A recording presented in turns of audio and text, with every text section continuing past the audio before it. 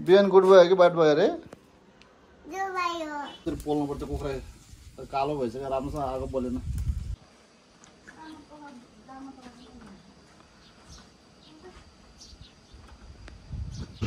so hello and नमस्ते guys आज चाहिँ म गाउँ जान लाग्छु है गाउँ चाहिँ स्पेसल काम हाम्रो गाउँको घर चाहिँ घरमा चाहिँ बा मात्रै हुनुहुन्छ नि त त्यही भएर अब असार लाग्न लाग्यो है अनि यसो अब कामहरू सुरु हुन्छ असारमा रोपाइहरू त्यही भएर घरको यसो हल्का फुल्का ठिकठाक गरेर राखेर म र कान्छी छ है हामी दुईजना जान्छौँ अनि गएर टक्क घर सरसफाइ गरेर अनि ठिकठाक गरेर राखेर फेरि बेलुका फर्किनुपर्छ ओके बाटोमा भेटौँला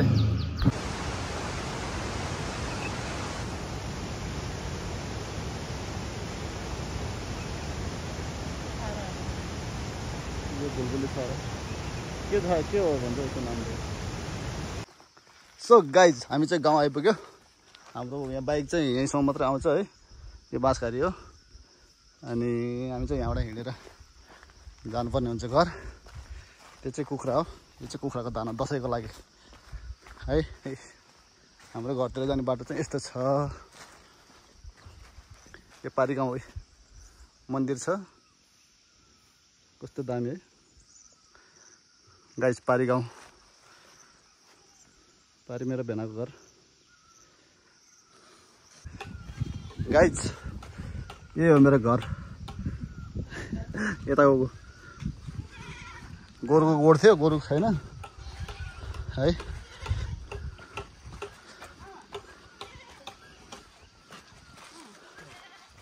यो चाहिँ बैस भाइको घर हो यी यसरी सुकाउँछ कोलो गाइज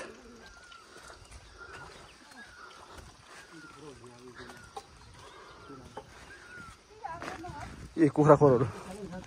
कति धेरै कुखुरा खोर हलो बनाउँदैछ त गोरु नि छैन त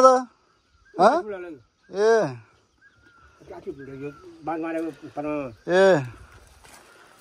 ल यो चाहिँ मैले ल्याएको चल्ला हो भर्खरै अहिले खोलेपछि देखाउँछु यो खोर पुरै खाली भयो रहेछ त्यही भएर बाउले कुखुरा भन्नुभएको थियो त्यही भएर कुखुरा ल्याइदिएको ए आमामा कतिवटा हो आप्पा यो कत्रो ठुलो भएको यो भाले त आमामा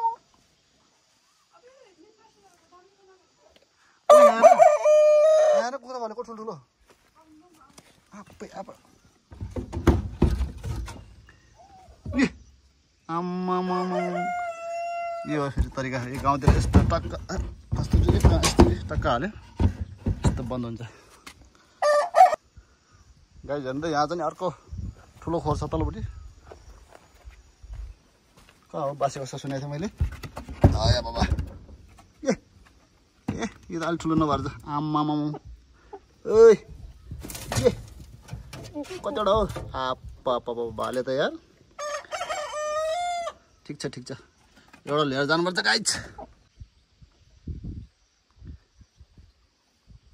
गाइज यो हलो बनाइसकेको छ बाउले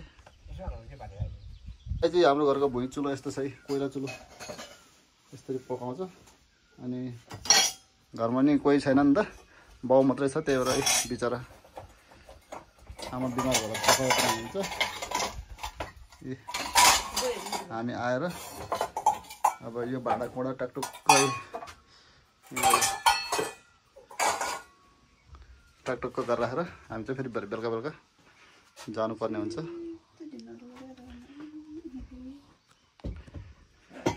यस्तै हो छोरा मान्छे छ के गर्ने छोरी मान्छे भए पो सफा गर्छ सुकुटी सुकाउने ठाउँ गाई चाहिँ अब दसैँमा यो पुरा भरिन्छ कहाँबाट भरिने दसैँमा त बोकै छैन चुला यता चाहिँ रक्सी पार्ने चुलो यता चाहिँ भात पकाउने चुलो त्यही भएर प्लास्टर गर्नुपर्छ के गरम गर्नु त पनि दिन प्लास्टर गरे भने यस्तो फोर्स गर्नु पर्दैन अब फेरि त्यस्तै अलि दिन पछि यस्तै हुन्छ कहाँबाट आयो यो माटो के हो अनि अस्तिको दसैँमा आएर सफा गरेदेखि त्यहाँबाट कहाँ गरे त नि उनीहरूले गर्दैन हामी आएन यस्तो नहुनु पर्दैन यहाँ त आमा त्यो मात्र आएको ओके गोड जस्तो देखेँ हो डस्टबिनमा दिए सोर्नु न किचन र यो मात्रै पाली मात्रै प्लास्टर गरी गर्नुपर्छ अस्ति फोहोर हुन्छ गरम लाग्छ दिन गरी गरी सफा गर्नु झ्याउ पिन्सिन आएको फाइदा यही हो के न के त गर्नु पर्यो यति नगरी के गरेर बस्ने वा के भएर भन्नु त घर बनाएपछि के यो बनाएदेखि नै यो सफा गरेकै छैन होला चिन्न गर्थ्यो र त्यो कुनो कुनाउँदा खै फेरि अति हो कि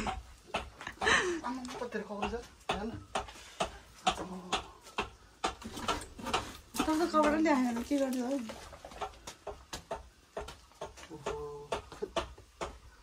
त्यो छ घरको हाल छ सफा हुन्छ नआत्यो न अब त आइराख्ने सफा गरेर राख्नुपर्छ है थालिदिनु हुन्छ हौ दसैँ यहाँ छ दसैँ अर्को असार 15 लाग्यो हामी दसैँ यहाँ बिजनेसम्यानहरू काम यस्तो हुन्छ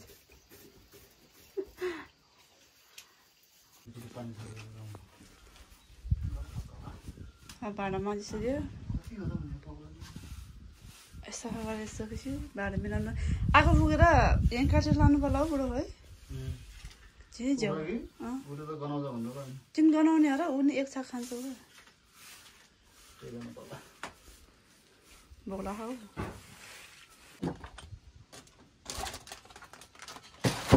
आदैन सक्यो अब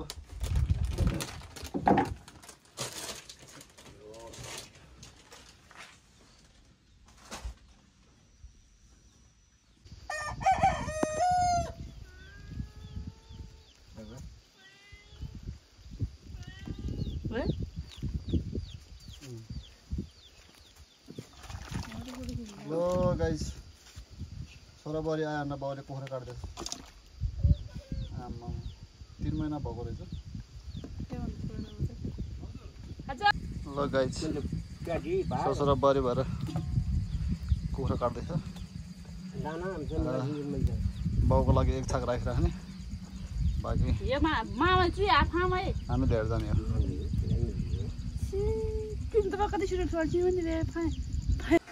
ए गाइज फाइनल्ली अघिको र अहिलेको भिडियो अघि कति फरक थियो है चललै भएको छ अहिले त भाँडाहरू पनि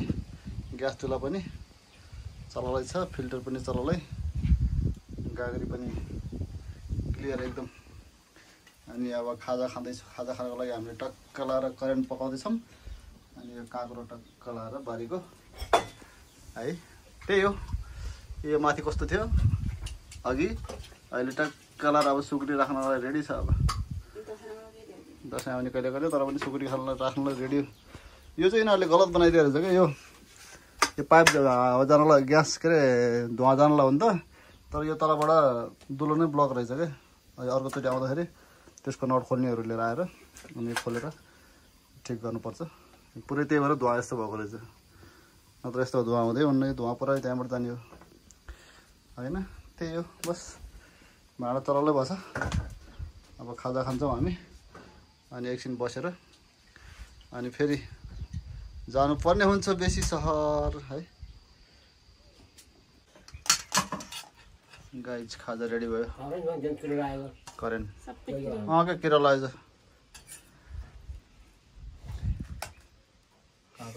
किरा परेछ पुरै यी कुखुरा यति भएछ अब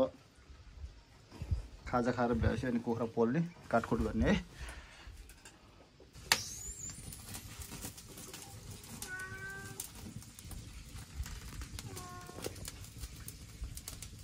हाम्रो यस्तो पोल्नुपर्छ कुखुरा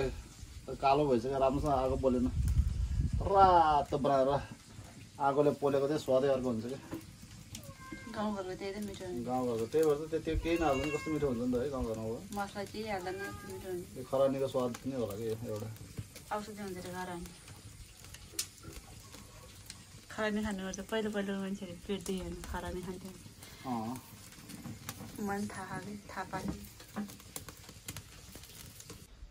मकै अर्ग्यानिक खाना आएको अरे कति वर्ष मिठो भयो है यसको स्वादै मिठो हुने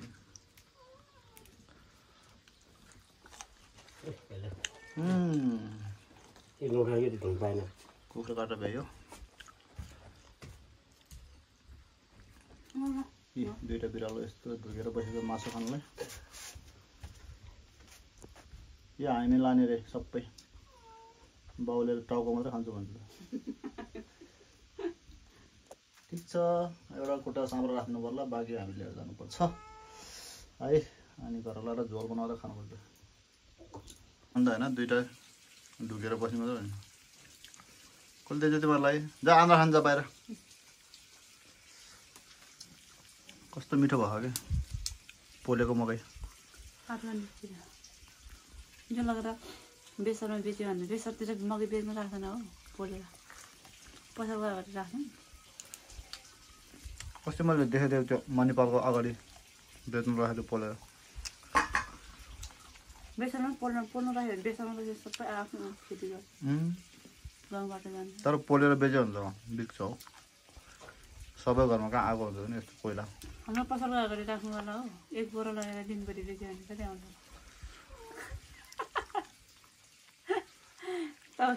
तपाईँ पोलेर बस्नु त्यो बारबिक्यूको उसमा पोल्न मिल्छ होला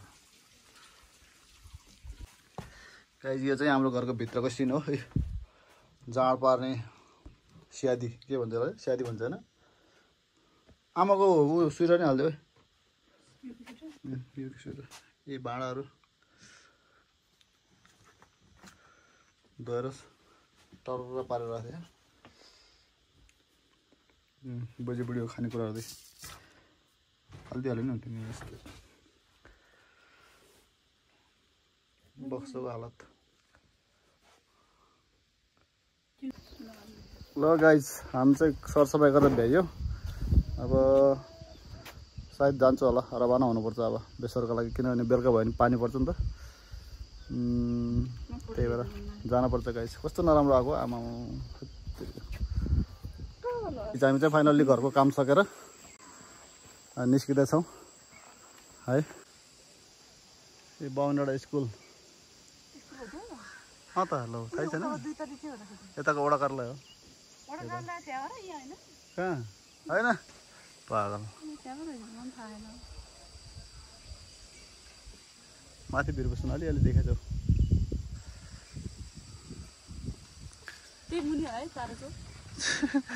तार जोदा ठुलो बेसीदेखि पारिपट्टि भयो नि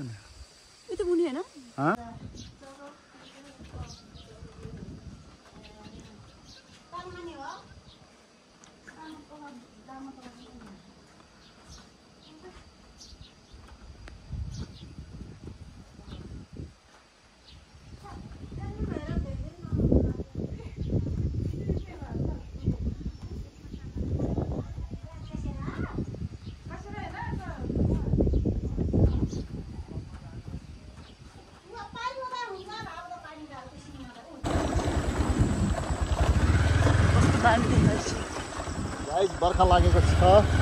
धान रोप्न सुरु भइसकेको छ हामी चाहिँ यात्रा गर्दैछौँ यस्तो हेर्नु त बाटो ओहो फलाफलै हिँड्नुपर्छ नि त यस्तो डेन्जर बाटो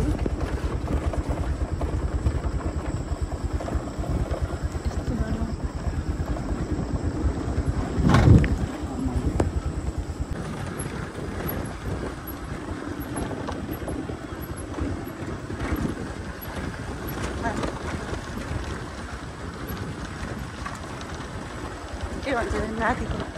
नादी ड्याम तलको कस्तो हाल बाटो हेर्नु बाटोको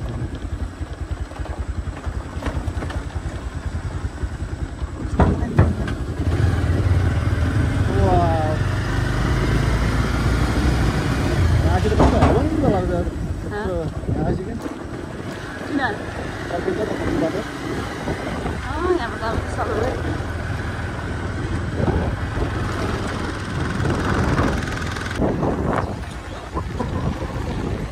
गाडी आइपुग्यो एकछिनमा आइपुग्यो तर मौसम चाहिँ यस्तो डर भयो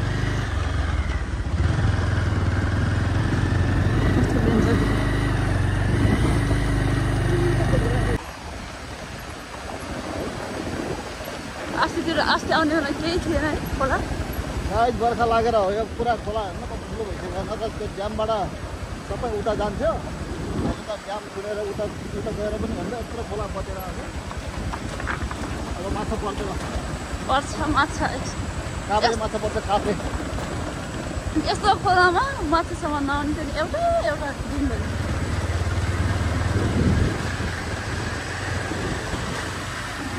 बाटो चाहिँ भिडियो हौ गाइस फाइनली हामी चाहिँ भुलभुले छरा आइपुगेको छ हामी चाहिँ फर्किँदैछौँ है तपाईँहरूलाई छरा देखाइदिउँ भन्दा यसो टक्क लगाएर सेल्फी हान्दैछ है यो छरा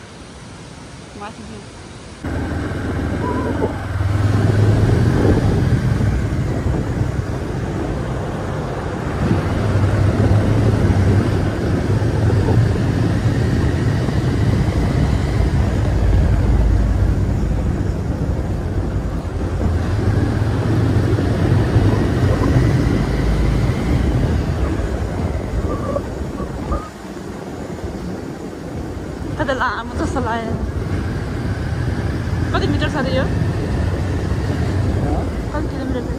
पानी त यहाँ भर्दा आउँदो रहेछ त मान्छेहरू यहाँ कहाँबाट आउँछ यो पानी सो गाइज फाइनल्ली घर आइपुगेको अवस्था छ पुरा कालै भइसकेको छ अनुहार पनि कालै कपाल त पुरा कपालभित्र क्या धुवासो पसेर पुरा कालै भइरहेछ त्यही हो अब नुहाइधुवाइ गरिन्छ है अनि फ्रेस भएर अनि टक्क लाएर अनि खानापिना गर्नुपर्ने हुन्छ अनि रेस्ट गर्नुपर्ने हुन्छ है ओके बाई बाई बिहान गुड भयो कि ब्याड भयो अरे अनि यो के लेख्नु भएको यो टाउकोमा के लेख्नु भएको त्यस्तो